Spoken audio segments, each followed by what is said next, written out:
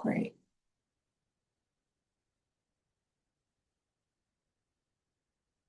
Okay, we have it on our end. Wonderful.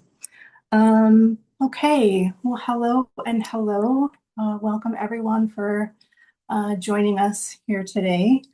I have a tendency to pack these things a little tight out of respect for everyone's time to kind of keep, the intent of what we're all hopefully here to kind of be able to tap into and maybe feel, sense, and learn a little bit about.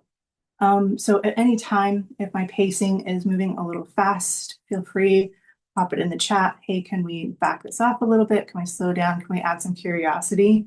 Feel free just to let me know where you're at. There will be slides just to give some visual aid of a little bit of the context we'll explore. And you guys will have access to the slides as well as the recording. Yeah. That said, chat is open. It should be open for everyone. You might have to select everyone if you want it to be towards the group, but you're more than welcome to pop anything that might be coming in, any wisdom you want to share, any of your own experiences. Feel free to use the chat as you desire. If I can, and I notice something coming through, I'll kind of weave it into our conversation. And if we have time at the end, then we can circle back as well. All right. Let me just double check. Okay, great. So without further ado, I'm just going to go ahead and jump into the slides here. So I'm going to share screen.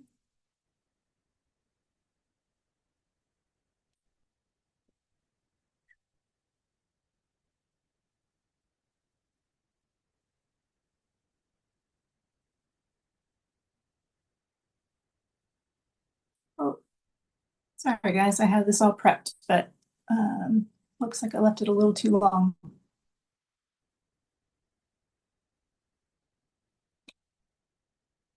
One moment.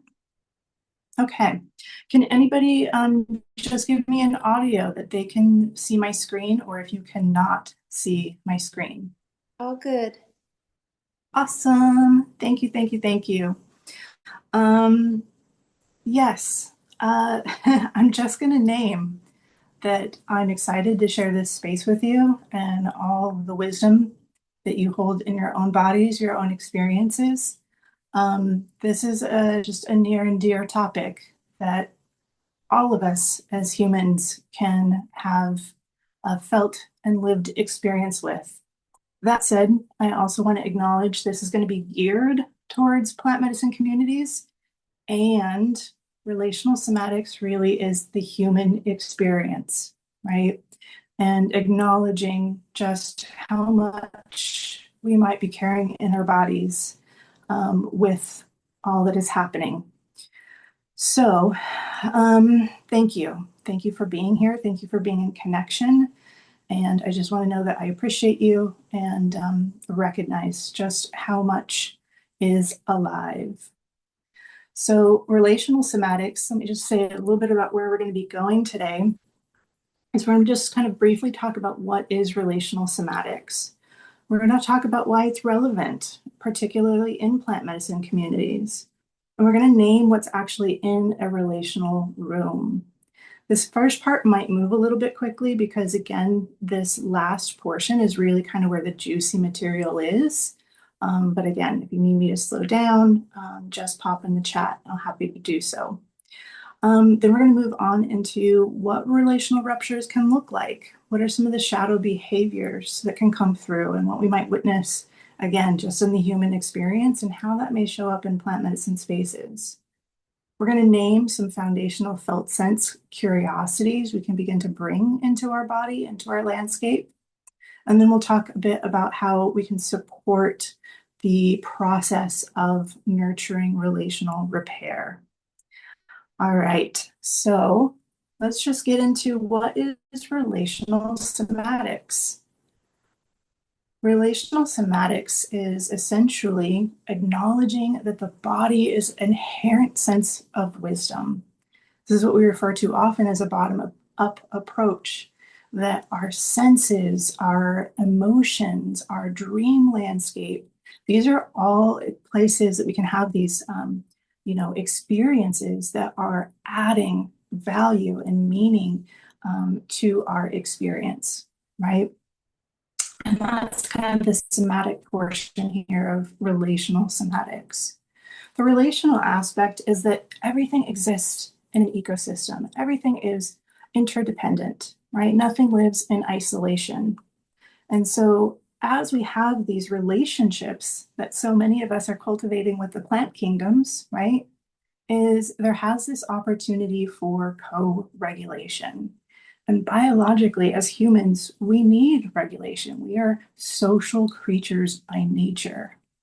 And so, as we start to experience these places of connection, it can actually begin to support both our individual awareness of self, our identity.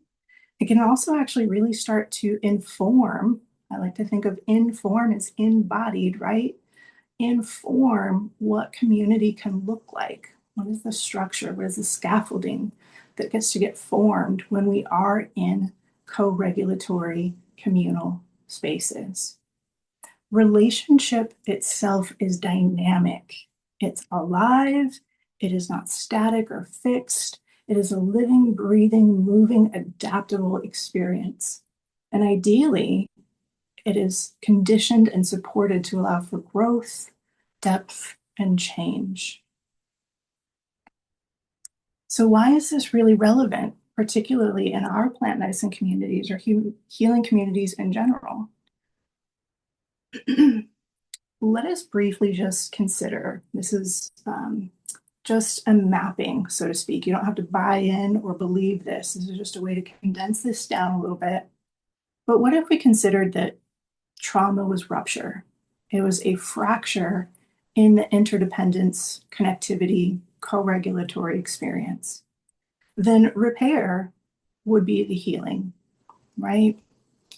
And as we're working with plant medicines, we often speak about integration, right? To have these moments where we have access to healing, to repair for these ruptures, and begin to integrate that into our experience. In somatics, we often refer to this as coherence. Coherence is saying that everything in my physiology, everything in my body, everything in my heart and my emotional landscape, my spirit, my thought processes, my beliefs are all finding some synergy or a sense of alignment within each other. It is the lack of internal conflict that can sometimes exist from ruptures, right? Maybe between my emotional state and my mental state, right? So, coherence, this integration is this embodied space of more synergy in our system.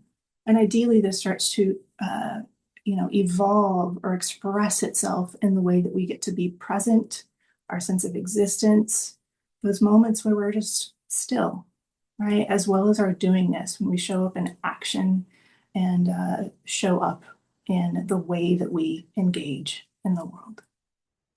And healing and plant medicines, in their nature, right? Their very nature, and why we're often called to healing work, is to integrate the shadows, the places of us that may have retreated due to rupture. And so when we start to bring the unconscious and the subconscious to our conscious awareness, there can be a perceived threat, right? Understandably, the strategies that once kept us safe, once kept us in connection, the identity that we may have formulated has now been illuminated and potentially challenged, right? So we're seeking of how can we support what once served us and might not any longer, as this is being pulled to the surface into the conscious mind in a way where we can begin to integrate. Yeah. How's everyone doing so far? I can't quite see everybody's cameras, but somebody just wants to pop off a mic and just let me know that everything's kind of clicking or landing.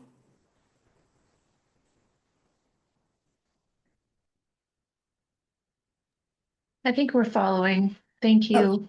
Okay, thank you for being a voice for the group here.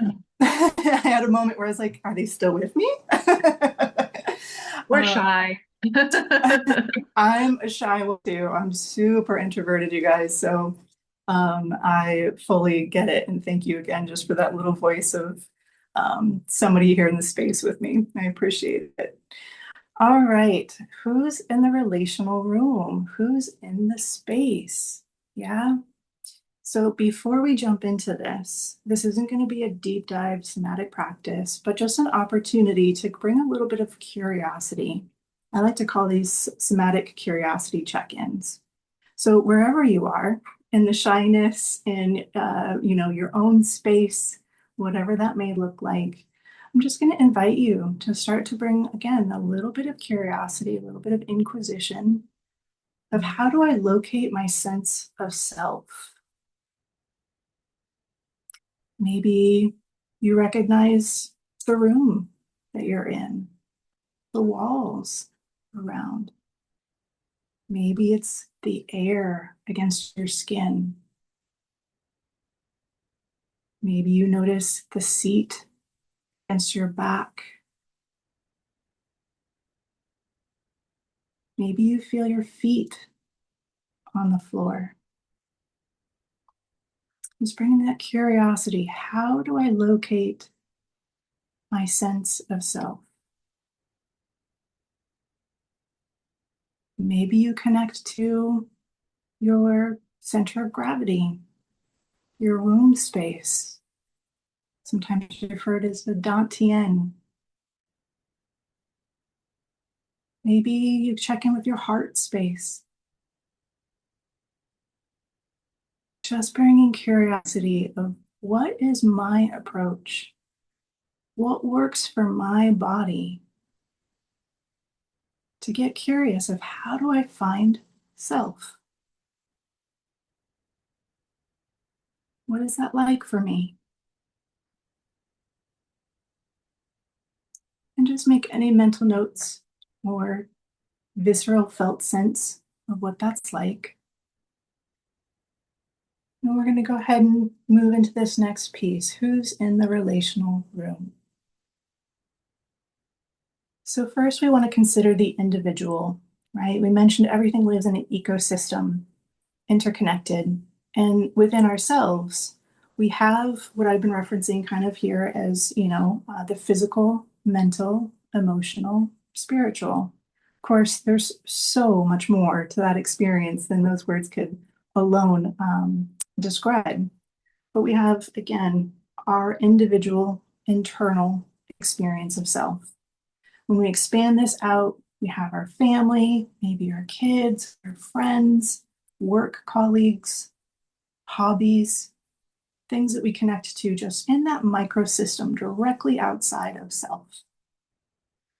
When we continue to expand that, we might have social groups or memberships we identify, maybe with neurodivergence or BIPOC, right? We have our ancestry and our lineage, our bloodline, and whether we have ties to our traditions or rituals, they are in our immediate kind of community, right? We have our work industry. Sometimes professions have cultures, teachers, nurses, right? Lawyers. There's like a language to that system. Neighborhood, right? I used to live in a neighborhood that was considered the last small beach town in San Diego. And they fought like crazy to make sure that Target and Starbucks and things like that didn't come into our community. Yeah. Then there can be the policy, the exosystem that we're exposed to. And this starts to move out into the larger landscape of what we are exposed to. The policies of healthcare, the education system, economy, what we're working with in terms of state and federal policies. And as we start to grow this ecosystem of the individual, we start to move into experiences that more and more individuals are being touched and impacted by, right? And then we have culture, we have the social media that we're witnessing, the music or advertisements, the news media. Yeah. And it doesn't mean that just because this is being exposed to more people, we're seeing the same thing. Unfortunately, I think we're very aware that we are perhaps being exposed to different cultures in terms of the exposure of some of these media outlets, right? But acknowledging, the intention here is to acknowledge that each individual is holding all of this. And when we bring it into a relational room, we have now two individuals. I'm just going to start off here with two, right? With all of the context, again, all of the ancestry, the systems that they're involved with, right? Internal and external communities. And there can start to be some overlap of some of those experiences, right? Those outer rings of more of that macro system and that policy exosystem. Often that's kind of where we're going to have more of that overlap, right? And again, just naming that doesn't mean we're seeing or experiencing or relating to it the same way, but we're both being exposed to these. Yeah. Now, here's where the addition really kind of comes in is anytime we have two people in contact with each other, we have the relational field that exists around them. It is what comes into the field in the exchange of these two individuals, right? When I'm working, doing client somatic work, there's the acknowledgement of what's happening in my body, what's coming up in my system as I'm present to another system. And also I'm tracking what is happening in the relational field, right? What's coming up between us. And beyond that is the container, what is holding that relational field. And that container can change in size. It could be very contracting, it could be very tight or rigid. It could be really porous and too open, too loose, right? But what's holding all of that? Now we can recognize that when we go into plant medicine ceremonies, right? If we're doing work where there's more than perhaps one and two people, that this can start to magnify really quickly, right? And that can be a lot. That can just be a lot to hold, a lot to track, a lot to be aware of. So we're going to kind of slow this down here a little bit notch, and we're moving into kind of more of a bit of the bulk of today. But before we get into how relational ruptures may express, how these relational shadows may come through, we're going to do another little somatic check-in. We refer to this as resourcing in the world of somatic experiencing. So a little while ago, we had the opportunity to just bring curiosity. How do I connect to self? And I'm going to invite you to think maybe of something somewhat recently where you felt that you were in connection. Maybe it was with a pet, could be with a plant, a partner, but just recalling what it was like to have this moment of connection. And how did you know you were experiencing connection? What did that feel like? Maybe there was something happening in the heart space or the emotional space. Maybe there was something warm in the body, maybe fuzzy or tingling. Bringing up curiosity, what did connection feel like? And how did I know I was experiencing connection? Maybe I felt really seen or understood. Maybe we were just sharing a really good laugh. What did connection feel like? Okay, so we're moving here into relational rupture. And there really are just very few kind of core needs to the human experience. We're biologically designed to survive, right? Our system is consistently seeking places of safety and security. How can I ensure my survival? Right? This is actually referred to as neuroception. It is a kind of consistent uh, radar, so to speak, that is assessing, even while we're sleeping, even while we're journeying, this system is working for us to scan the internal and external environment. And we'll do this to protect and reduce any potential threat, anything that would challenge that sense of safety or survival, right? And this is what we hear frequently in terms of like nervous system regulation, right? But there's also this piece that's so, so valuable is that we have an innate human need to feel accepted, to feel like we belong, that we are loved. And this is intricately intertwined, this interdependent relationship with our survival, right? Again, we're social creatures. We are built to be in community. And so, what we're speaking to here with the relational ruptures is where we start to have a convergence, where in relationship, in connection, there became a threat for that sense of security or survival. And we're talking about different ways that we were incredibly intelligent and adaptive to discover a way that we could ensure that survival, right?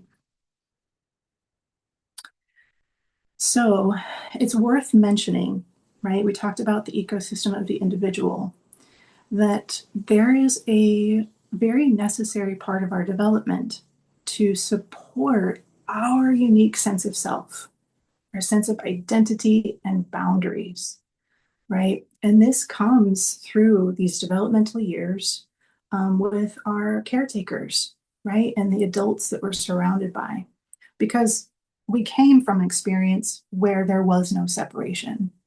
And we came into a world where there now is individuality, right? And so we're learning, we're informing, we're becoming embodied in this experience of what does it mean to be an individual, right?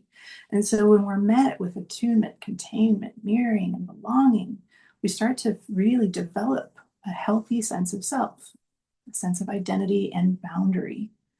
And attunement is this co-regulatory presence, the presence of other that can feel into, to be empathic or resonant to our experience, to maybe validate that experience, to create some level of I feel you, right? I understand you. Doesn't necessarily mean that they are there with us in that experience, but they are giving us the attunement that they recognize what we are experiencing. Containment. Containment is, again, also we spoke to in the relational field, but it's this dynamic, stable, but flexible structure that allows the ability to hold experience, right? It can expand, it can contract. It's offering a sense of relative safety. I often think about this as kind of like little guardrails, right? And we use it a lot with somatics in the sense of, let's just envision we had a young, like maybe 3-year-old that wants to go and run off and play. And as a parent, you want to give them this spaciousness to have that experience, to follow impulse, to follow play, spontaneity, but you also give them just enough of that healthy containment to keep them safe, right? So they don't run too far or run into a dangerous situation. So that's that dynamic ability of that healthy containment to allow to make some relatively safe-ish mistakes, right? Without somebody getting hurt. Yeah. Mirroring is, particularly in our young years, is where we have emotional and verbal feedback. Somebody's kind of emulating or giving this mirrored response of what's happening in our experience. So that if we're having big emotions or there's overwhelm, right, that we can have some level of understanding, right, or ease or identification to name what that experience is. And so, when we're experiencing our individuality as we're coming into this world, that overwhelm of experience can be a lot. And so when we have that containment, we have that mirroring of, oh, I see you're scared right now. Yeah, I would be scared too. That's so understandable, right? It starts to allow us to recognize, okay, that's fear I'm feeling, and it's okay that I'm feeling it, right? And this need for belonging, right? That we can have those big emotions, that big experience of fear as an example, and that we're not judged for it. We can be included, accepted, and held and loved just as we are. So, what happens when we might not have that support, right? And this is at no shame or judgment for any parent. We are not designed to do this in isolation, right? Again, we are designed for community, and all of us, no matter how incredible our parents were, have had experiences where we didn't quite get the needs we needed at that time, right? So we can experience confusion around our sense of self, this identity and boundary of self. Sometimes this can begin to show up as hyper independence.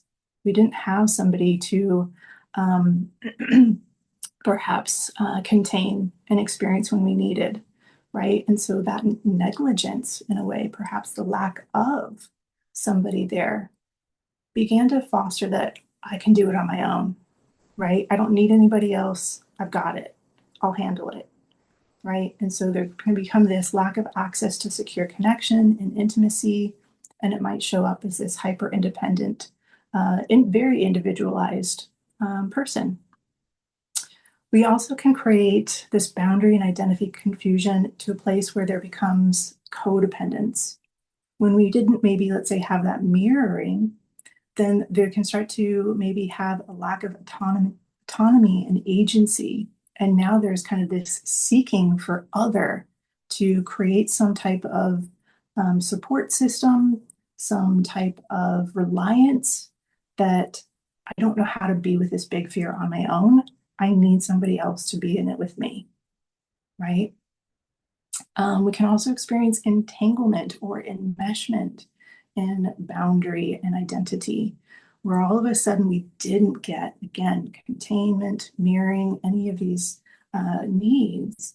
And we kind of struggled to create the formation of self, right? I kind of think about it sometimes as like the butterfly and the chrysalis that didn't get the time or what it needed to really be able to form its sense of self, its identity. Yeah, and so these are different ways that boundary can start to become confusing. Yeah, any questions so far? Kind of where we're going. Again, I mentioned I kind of move a little fast, so I just want to check in and see how everyone's doing. I have a question. Yeah, go for it. Um, I'm just looking at entanglement. Hmm. And so entanglement, so I mean, I know how okay. I'm just thinking of that word as it relates to lack of individuation and formation of self. So Yeah, do you know what I mean? Like, how does that word connect to that description? Why is it entanglement? Like, can you just elaborate a little bit more on that? great question. And I hear what you're saying because I really didn't give much continuation in that. Yeah, when there's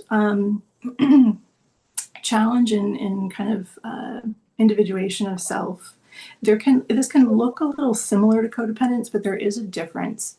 Entanglement and enmeshment is where perhaps the identity didn't really have the opportunity to kind of fully discover self.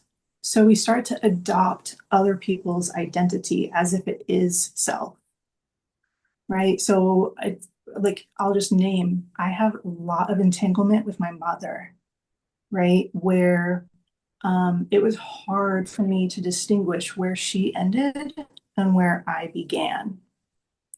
All of a Mm, sudden, it was kind of like there's a a lack of awareness of, oh, this is mine, this is my yeah. stuff, this is me, whether it's what I like or I don't like, um, and having it become really conflated with another individual. Does that make a Okay. little bit of sense? Yeah, I got it now. Yeah, Oh, that's clear. Thank you. amazing. Thank you for asking for clarification because I failed to really, yeah, give some clarity around that. Um, okay, we're gonna keep going here, but thank you for questions. And again, you can interrupt me at any time or you can pop something into the chat. So there's different relational rules and the ways that this can begin to show up, right? Is we may start to have more of that anxious experience, right? Sometimes this can feed into the codependence or the entanglement qualities, right? Where we're seeking, we're needing, we're looking outside of ourselves to have some type of support in our experience, right? On the opposite end of the experience, we have the avoidant. This is more of that hyper independent of I don't need intimacy or connection, like I will handle it. And then we have that anxious avoidant that can work in between these two experiences, right? And I'll kind of weave all of this in as we're going into where we're going with plant medicine as well and communities. We can also have the codependency triangle, right? Sometimes these develop again in our family dynamics at very young ages, where parts of ourselves, right, or our identity might move more into victim, rescuer, or persecutor. Yeah. There's also what we call the family roles, where somebody becomes a caretaker, right? Golden child, where they're the perfectionist, can't do no wrong, the scapegoat, where all of a sudden everything is projected and blamed on, the lost child, which is the withdrawn, the quiet, what we consider kind of the freezy one. And there can be the mascot that uses humor to diffuse tension in the home, right? So lots of different ways that these experiences will start to play out into how now we're relating with other people. We begin to assume more of a role, more of an identification of how we coexist with other. Yeah. Okay, so we're really kind of in a bit of the star of the show here. No pun intended. I just added that star before we started. Um, into how different relational shadows, everything we've been building upon, can start to express and these different patterns, right? And I'm going to break them down to these 5 different categories of numb, control, defend, appease, and perform. So, all of these behaviors, I just want to again name are intelligent strategies we've sought out to control what was our perceived sense of safety and reduce threat. And it could be loss of relationship or loss of identity, right? What would it mean about myself if? So these can be some different patterns we may express or may have used to avoid an internal experience, right? Often, again, could be around emotion. We didn't want to feel everything that was happening. Or if we did feel it, what would that mean? What would have to change, whether it was in my relationship or with my relationships to self? Yeah. So bypass is something unfortunately we see a lot in healing communities. honestly, I have to imagine that many of you are familiar with this term. We use it a lot in the way of spiritual bypassing, where let's say somebody is having a rather intense integration period after a journey, and maybe they reach out to a facilitator or somebody that was staff for kind of some support, and the feedback is, oh, just trust the process, trust the medicine, right? And there is definitely a time and place to connect to our sense of trust and to connect with our allies in the unseen. And it overrides, it bypasses, it can, make it the spiritual part of the journey is to trust the process, right?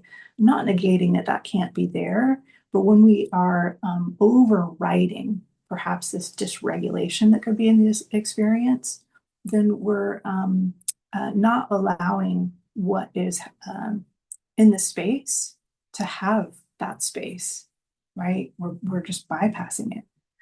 Bypassing is kind of more or less a tactic of denial, right? Denial, again, just being another way that we are going to not acknowledge what's happening. Yeah, let's just again run with this theory of you're having a dysregulatory experience after a journey and you reach out for support and it's just not acknowledged that you're having a hard time. There's no addressing or speaking to or asking more about what your experience is. It's just a denial that that's what's happening. Yeah. We could be avoiding the emotions of that experience. Yeah. Again, I'm just going to kind of keep going here as if this is you reaching out to a facilitator or staff.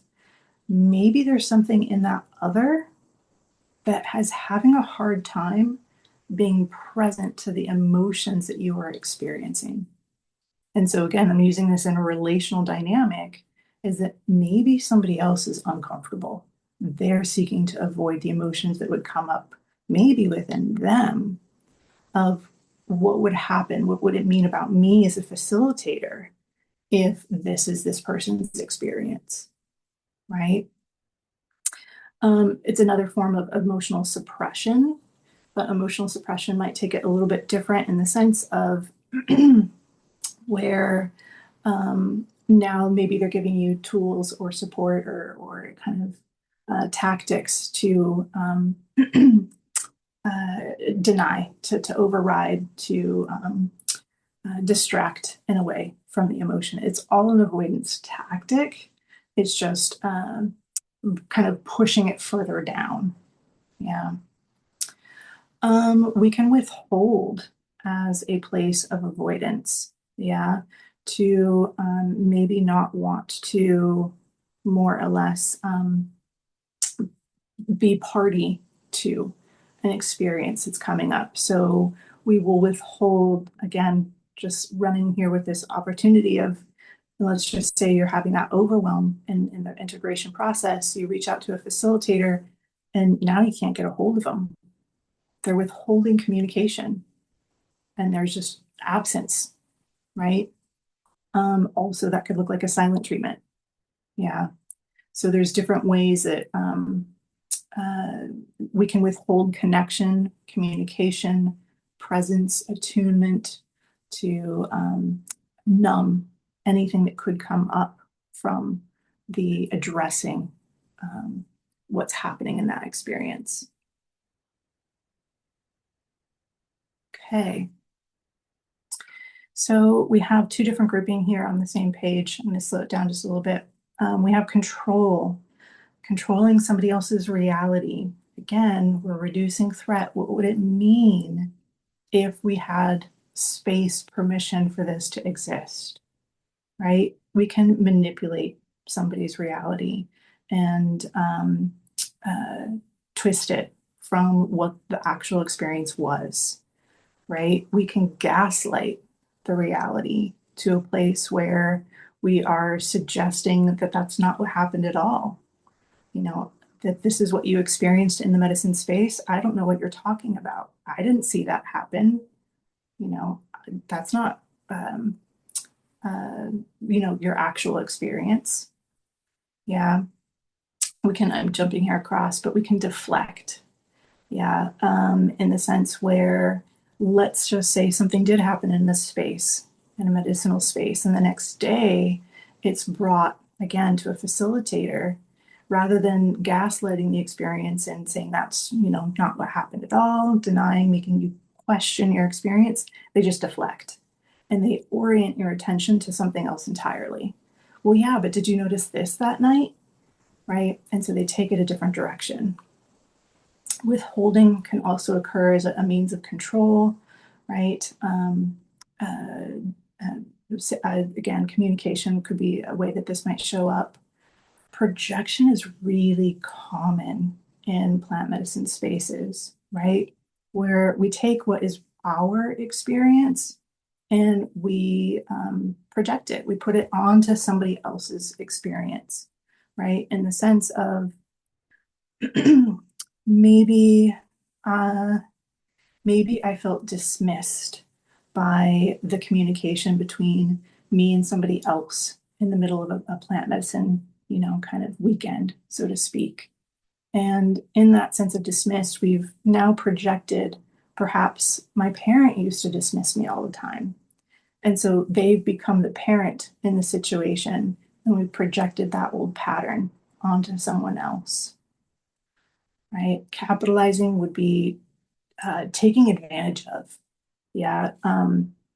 Where this gets dangerous in plant medicine spaces and healing spaces, where we can manipulate the situation that somebody thinks they need more journeys, they need more healing sessions, that something's wrong with them or they're broken, and then there's the capitalizing on that. You're benefiting off, disenfranchising them. Yeah. We can defend. We can work really hard to protect our self-image. This is one of those ways that we can get really crafty in terms of reducing threat for the loss of our identity. Yeah. Um, Again, this can be common with like a facilitator, where something is brought up to the facilitator for something that they did or didn't do, holding the container, etc. And they're defensive about it, is they will dig their feet into the ground, so to speak, and hold the line of no, defending however their actions were or were not. Yeah. We can use scorekeeping as a way to protect self-image. One way this could look is, perhaps we actually have come back from a journey and we got some insights in our journey into um, our relationship. Yeah. And maybe there's some awareness of maybe behavioral changes or ways that I can show up in that relationship differently. And yet, when we come back home, we start keeping track, or we start keeping score of all the things that actually kind of negate what we were actually being kind of shown, that we could actually show up in some type of change, right? So that self-image of how my behavior, who I am, my identity in this relationship is now challenged. And so I find a strategy to be able to protect that, right? Oh, my partner's actually the one in the wrong. They're the one that needs to make the changes, right? I'm not saying anybody's right or wrong at all, just giving relation of how this can show up. Cognitive dissonance. This is another one where we can become really like ninja like, where cognitive dissonance is where we have an internal conflict. There might be part of us that has a belief that, I will never be healed. And there's this other part that's like, I'm noticing how much support and change and healthy things are beginning to progress. Yeah, but those two places can create friction in each other when we have this deep seated belief of, I'll never be healed. And so we could have a really profound, medicine experience. And then we come back and we start to integrate into our day to day. And that part that's this belief I'll never be healed will start to surface and start to reveal that friction. And then we'll start to maybe go back and say, well, I don't know if that, medicine experience is really for me, and start to have maybe different thought processes about what the original experience was, right? So, Hi, hello. Hudson. Is this a question or?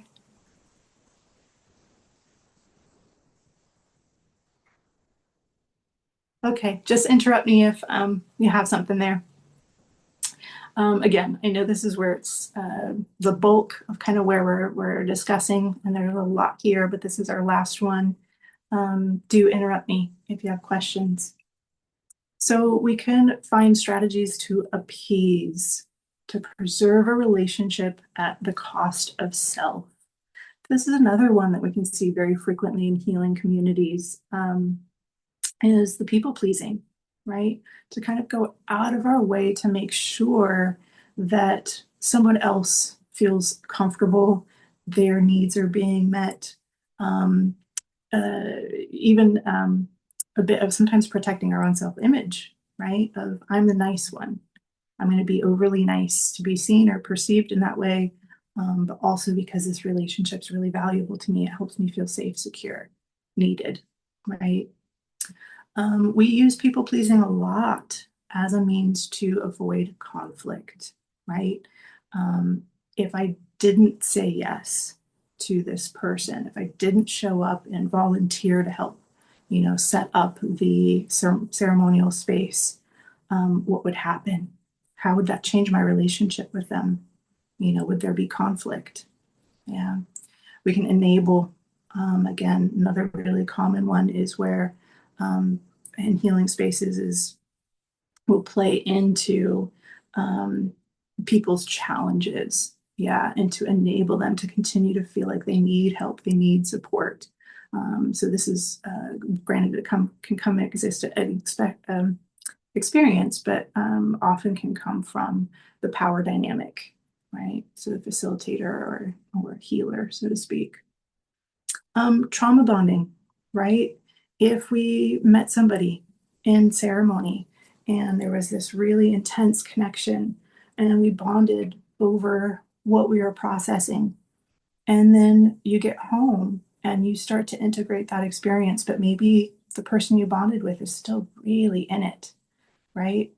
You might find yourself almost kind of slipping back into how you relate with them, how you show up, how you dialogue, because that was how you originally bonded.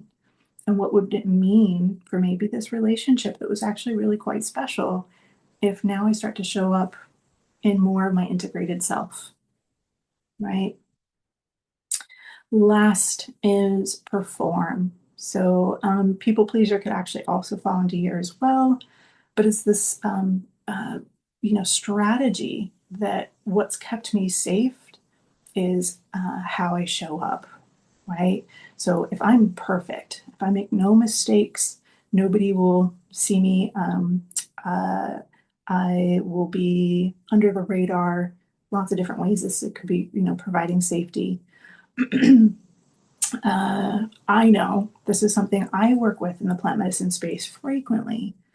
Being messy, being vulnerable is actually a really edgy spot for me because that meant that I was out of control and that wasn't, a safe thing in my household. So sometimes just being the messy person at the ceremony, right? If we're really controlled, maybe that's one way we've learned to keep ourselves safe. Overachiever, right? This is the person that's kind of going above and beyond. And again, very easy to kind of witness ourselves in these spaces, even in ceremonial spaces, right? We're showing up all the time. We're asking if somebody else needs our help. Can I support you in this kind of a way? This can also be the fixer and the rescuer. Yeah. So this is just a way to break down some of these concepts and give us maybe a little bit more awareness of the intentionality behind some of these behaviors, some of these relational ways that these come through. and maybe give some context, right? There's a lot of overlap. A lot of times we'll be using several strategies all at once, right?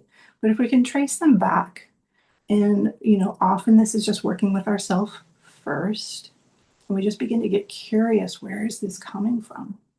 What is happening? What am I feeling?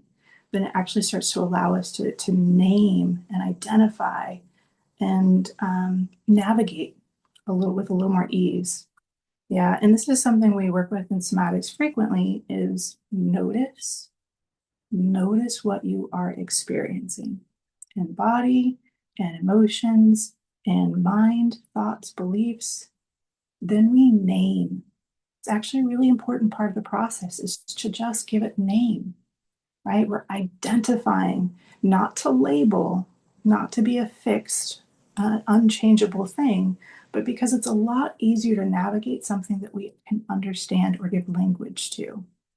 I have a dear friend, she's a magician in Australia, and she used to use the phrase, know your animal, right? And it works for so many things. When you understand, when you have greater language or context to what it is that you are working with, and again, this gets to be relational, right? Even these shadow behaviors, it's a lot easier to begin the navigation process when we know what we're working with. Yeah. And again, this starts in self and eventually starts to ripple out in how we connect with others. Okay. So I know we're here at the end. This is going to feel probably just a little fast, but this is how we start to work with some of these experiences. So I like to break this down into just some very foundational spaces we can start, right? How do we begin to navigate when we are witnessing one of these experiences, either in ourselves or in community? So a little somatic check-in. This is something we're going to start with proprioception, right? We talked about checking in with self, finding and locating sense of self. We're going to begin to locate the environment. Yeah. So wherever you are right now, I'm actually going to take this back even a step further, is however you located sense of self earlier, maybe it's different now, and that's okay. We're just going to bring some curiosity. Can I find self? Maybe I find that through my heart space, through feeling my feet on the floor, my seat in the chair. Begin to sense self. And just noticing what that's like to come home to self, to feel self. And then we're going to begin to sense into something other.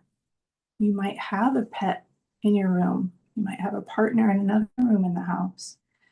Maybe you want to call on a plant ally, one of your beloved relationships. We're just going to begin to sense someone or something other. Could be an ancestor, right? You could even just feel into a friend. They don't even have to be in the room with you.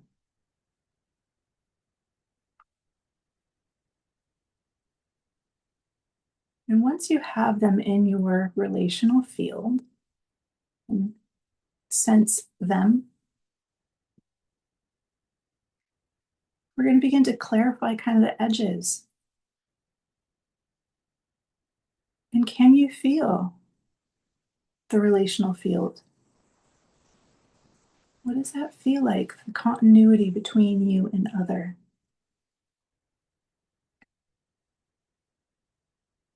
What is that connection like? What exists between, shared with you and other?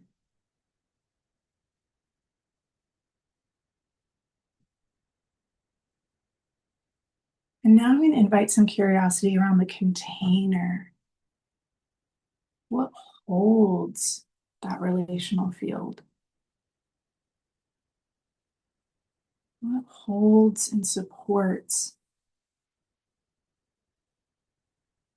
that connection?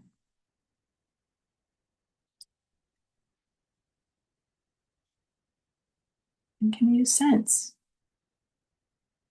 Can you sense the container that holds?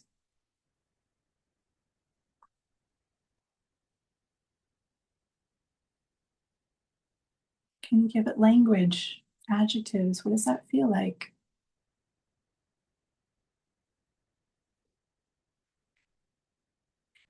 And lastly, we're going to bring curiosity to boundary. Can I sense where I end and they begin?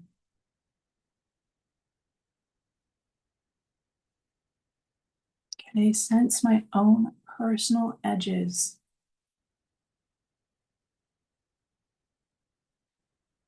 What does that feel like? How much distance or space is there in my boundary? And can I sense their boundary? Can I sense the edges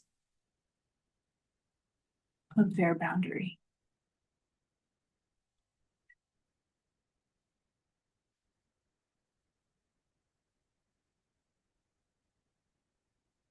You can let that go at any time. If you want to come back to your sense of self before you come out, that's more than welcome.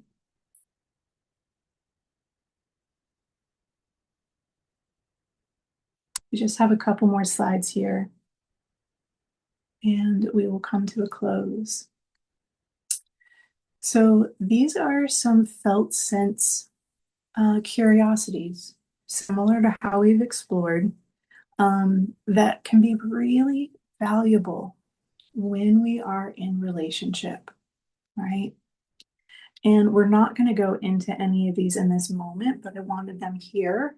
So if and when there's any capacity or curiosity and you want to explore, give language to this yourself, you can. And I'll just name that we're going to have a deep dive workshop in this next week, same time. So Friday Pacific time at 3 p.m. It is 2.5 hours, but we're going to go ahead and dive into these and even deeper into the relational behaviors and how that can create those repairs next week. But again, this is just some little prompts. If you want to explore somatically,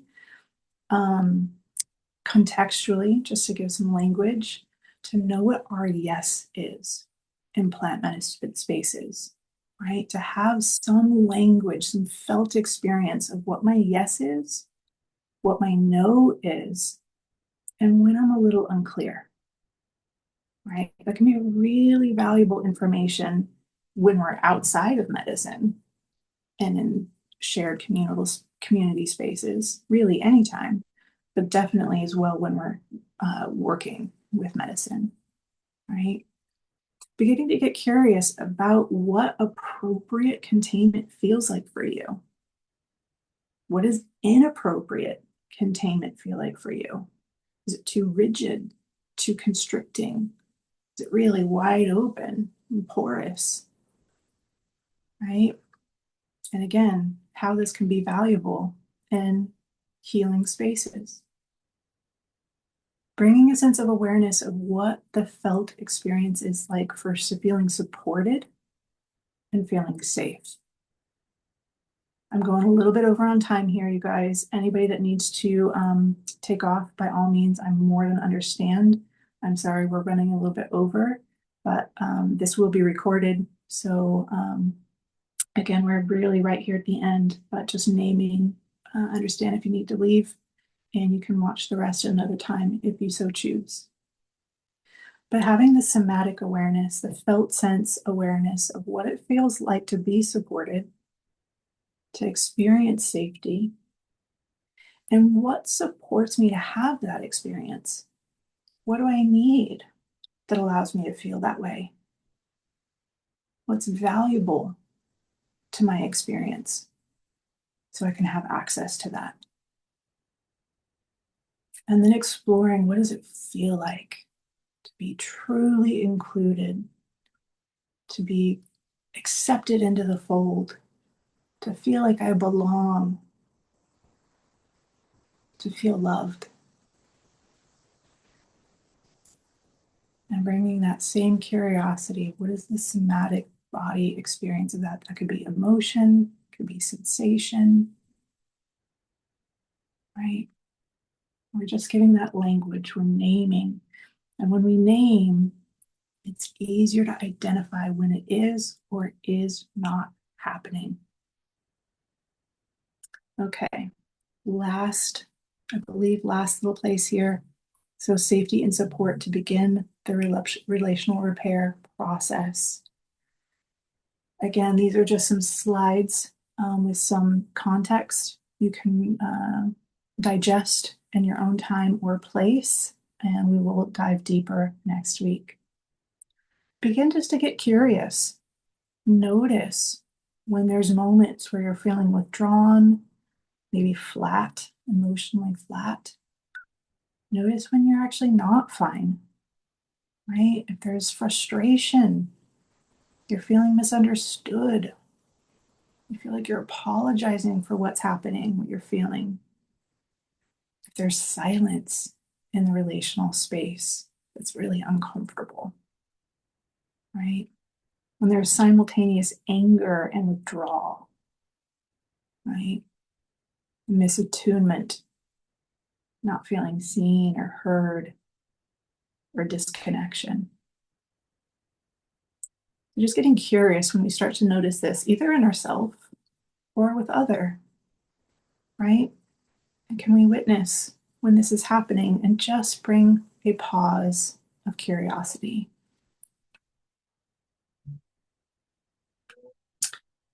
A process that may be helpful as we navigate, as we notice these moments occur, is that first initial somatic curiosity check-in, right? What's happening in my body? What do I notice right now? Right? When that protective strategy is being threatened, it's understandable. We can have a very physiological emotional response. Right? Maybe there's a tightening in my chest, a dropping out in my belly, right? Tension across my back. Lots of different ways we can start to feel and notice what's happening in our physiology. Then we want to look to see if we can move towards something safe or supportive. This is why it's helpful to identify what safe and support feels like and what offers that to us, right? It's not to negate, it's not to bypass or override the uncomfortable experience of rupture, but it's to resource our system, right? It's kind of like if we've had a really good night's sleep, we're more likely to have some energy, maybe a better mood the next day. We're resourced. You have a really crappy night's sleep, it's kind of hard to keep it together the next day, right? So we're just seeing if we can support the system with a little more resource, find something that feels relatively safer or supportive. It might be something you call into your body, an ally, plant ally, an ancestor. It might be a felt sense weight blanket, right? It might be a hug from a loved one. I cuddle my cat, but you're going to seek something that can support just a little bit more in that moment. And then we're going to name, right? We're going to bring that curiosity into what is this that is happening? What's happening in my experience? That might take some time. What's happening in the other person's experience, or what could be? What's happening in the relational field? What's happening in between us? And what's happening with the container, right? Is it too big, too loose, too small, too tight? And lastly, and there's no rush in this, and honestly, sometimes not even necessary, but we can invite gentle understanding into the experience. We can begin to give meaning and context, um, only if and when that becomes helpful, right? Being present to the process is where so much lives and occurs. Okay, so I'm going to pop out of slides. Oops.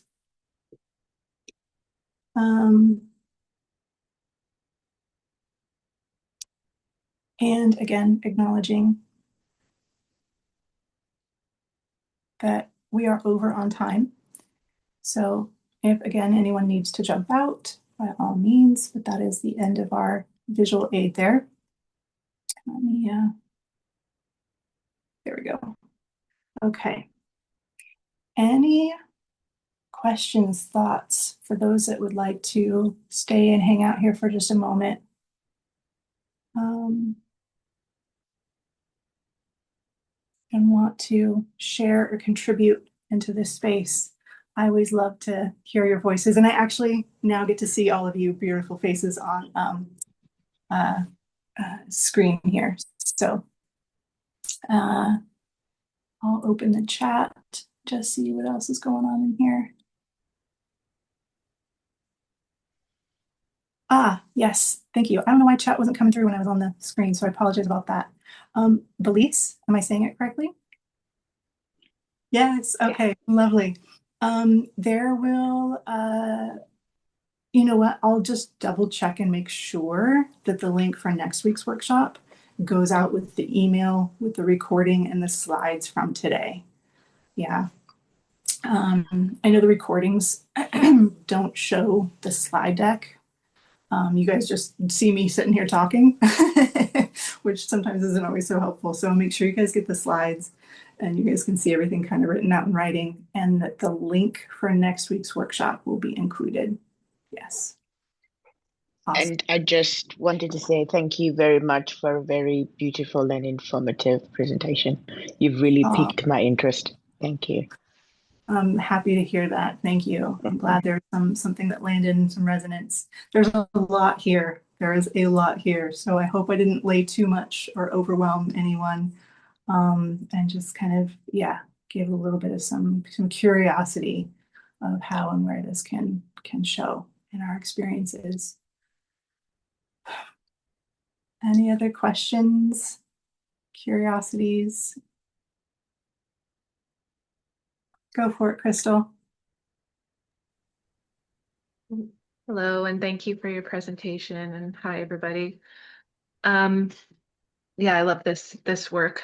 Having sat in many different communities and been in the challenges of relational situations, both personally and as a witness, and probably that was I can not even probably I can definitely say that it's been my most challenge in working in plant medicine spaces, um, even more so than the plant medicine journeys themselves. And I've had some doozies, as I'm sure there's some here also, right?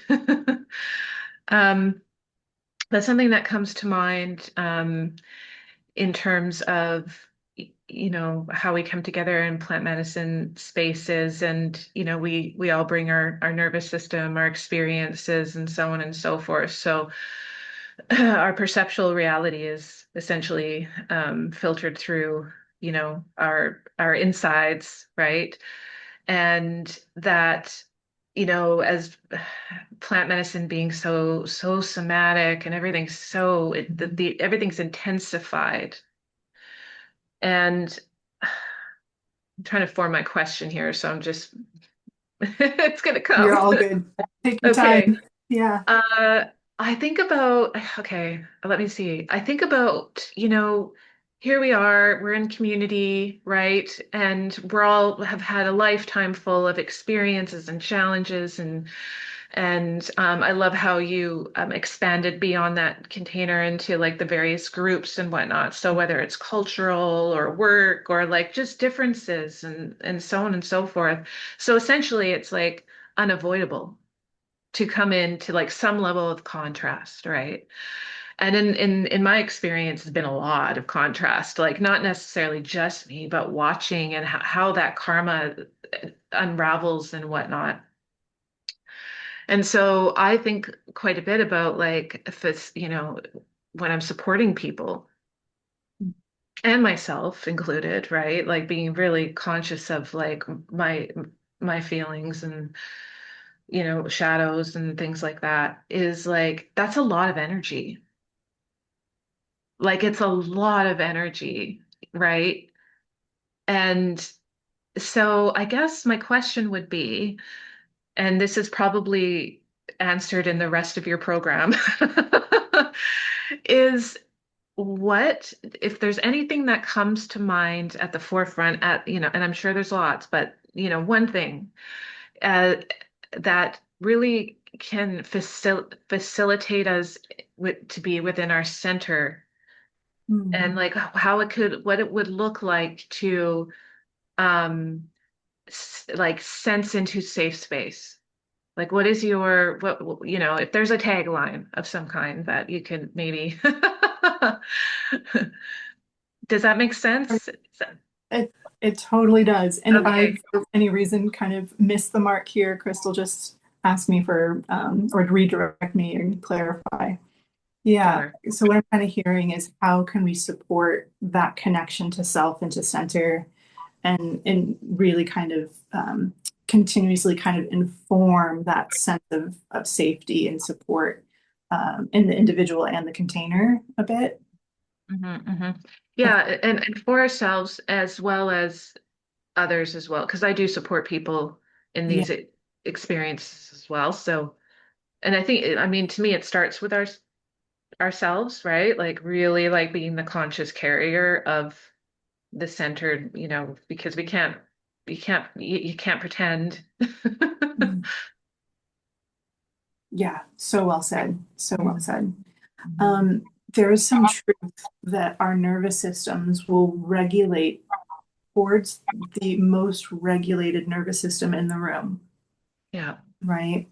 And Mhm. so, particularly when we are holding space or, facilitating or kind of the one that is like creating that container for others, I'm going to speak to this first here, is like you said, is we kind of can't fake it, right? It has to have that felt sense, tangible, embodied Mhm. place to land in our own bodies, right? And it's okay, we're human. Nobody's going to be living in that space all the time. It's can we Mhm. carve that access to that place, Yeah. right? And that's again that neuroplasticity of the more I frequent, the more I allow myself access to, or I, for lack of a better word here, train my Mhm. body to start to have access to that felt sense, safety, and support, then the more easily I can find it, right? We're laying down the map in our Mhm. body to be able to Mhm. access that as we need it, right? So that's kind of one aspect. Mhm. Another thing I could speak to too that might be helpful is really is if we can support others in that process, right? If you guys noticed a bit today, I had some somatic curiosities kind of laid out where we had kind of continual opportunity I mean, I get to have the opportunity to check in with you on how that was going for you, but kind of giving the consistency to connect to that place, Mhm. Mhm. right? So we're actually offering the map to others, Mhm. Mhm. right? Can I, Yeah, can, it's that co-regulation as well, right? Like is what I'm hearing you say too. Because I find it really quite fascinating because, we are human, right? So when we're connecting in, it's like, and I think quite often our empathy can come online as well. So mm, for me, I can feel people and some of their pains and so on and so forth, right? And so there's an acknowledgement that comes with uh yes, this is here and right, mm, and the and being mhm. like finding that spaciousness within, and connecting into that, right, that it's like I work with my hands a lot, right? But it like weaves and it Mhm. weaves, right? And yeah. So I feel like, yeah, I'm relating to what you're saying. I'm glad that there's relation there, Crystal. And I feel like I'm hearing what you're experiencing too is, we can hold that both and we can Yeah, recognize. it's not necessarily to say that this doesn't exist because that's a bypass, right? Because I mean, I feel the tensions and I feel all of the, right? Like it's here, and then, and there's also like, okay, there's that sacred space within me always, right? Right. Yeah. Yeah. Yeah. Spot on. Spot on, Crystal. It, like you said, um, we can't pretend, we can't bypass, we can't override. Well, we can, but Mm. more or less the acknowledgement, the sheer acknowledgement, there's something else in the field, there's something else in my body, there's something else in this space, right? That can actually support us because we're naming it. Yeah. We're bringing awareness to this is here. And then that actually gives choice to connect with something other, right? But if we don't name, I really love that. Yeah, just being able to name it because it feels to me like, and I don't know about the rest of you, that many of us have kind of grown up and have been conditioned to not name these things and not, it's something that is not acceptable to, you know, speak about. And, many of us have been maybe swallowing a lot down and not feeling like, oh, well, I don't want to upset somebody, or like there's a whole slew of reasons why we might like, or like we're complaining that I don't want to complain, right? When it's not a complaint, it's an experience, right? yeah, yeah, yeah. And I hear you because there's so many experiences that, we may have grown up in, whether it's in Yeah. our home or school or so many different places where there wasn't the space in the container to be able to name or acknowledge things that were coming up. And so that's really kind of part of the power of allowing it to be there because it is. And when we acknowledge it, that is where we get choice, right? That's where the empowerment, the autonomy, the agency, all of that starts to have breathing room. I can work with that now, right? Yeah. Yeah. Yeah. Yeah. And just one more comment. I really loved when you talked about, just within the shadows too, of like, for instance, another may not have the emotional bandwidth or capacity at that moment, and they may not even realize that they're just doing this because they can't hold the space of, experiencing that emotion. I mean, I've found myself there before too, right? Like it's like, yeah, like I've been through all Yeah. of these different shadows myself as well, right? So yeah, like it's I like that, we can open up this space and talk about these things because it things that make you go, hmm. Yeah. And I did fail to mention this, so I'm going to say it here for at least the recording. This I will fully own.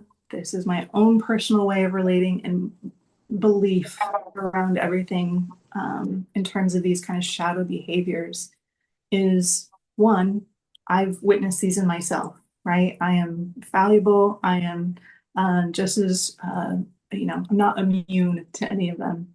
And for me, I genuinely believe we all have the capacity to express in these ways. And it can exist on a spectrum, right?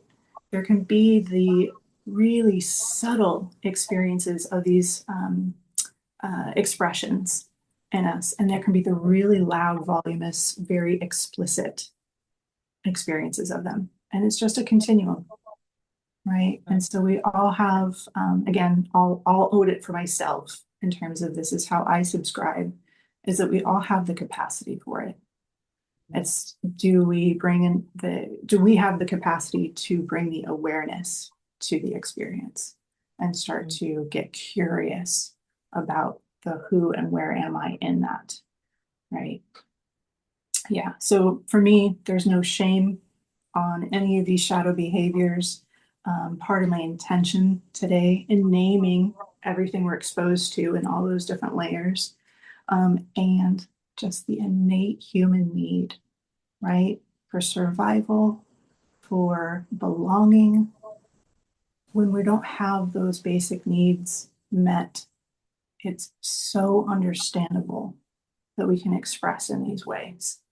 Doesn't make it right. I'm not saying that it's not, okay in the sense of hurting other people or, being at the expense of others, just naming that it's understandable in the human experience, right? And the more awareness we bring to it in our own bodies, our own experience, then the more it starts to open up that conversation for the relational, communal process. Yeah. Anyone else? Again, I just want to acknowledge everyone's time here. So I appreciate presence.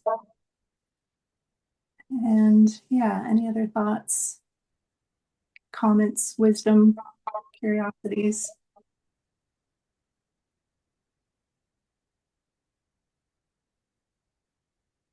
Okay, final call. Thank you again so much, each and every one of you, for your time. And it's a pleasure to be able to share this space with you. And you'll see the email that will come through as a follow-up. Typically, it's within 24 hours. You'll get the recording, the slides, and a link for next week's workshop, which is actually titled The Somatics of Belonging. Okay. All right. Thank you so much. Love. Thank you. Thank you, Alejandro.